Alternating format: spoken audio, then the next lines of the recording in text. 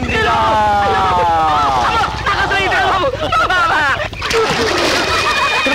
ఆ పిల్ల గుడ్డిది కాదు.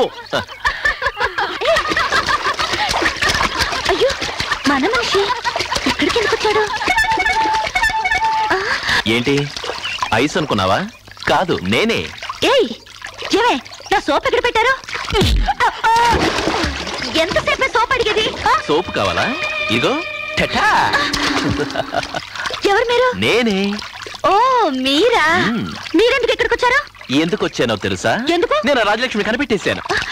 కనిపెట్టేశారా? అవును. ఆ అమ్మాయి ఎలాగున్నా పర్వాలేదు, నేను ఆ అమ్మాయినే పెళ్లి చేసుకోవాలనుకుంటున్నాను.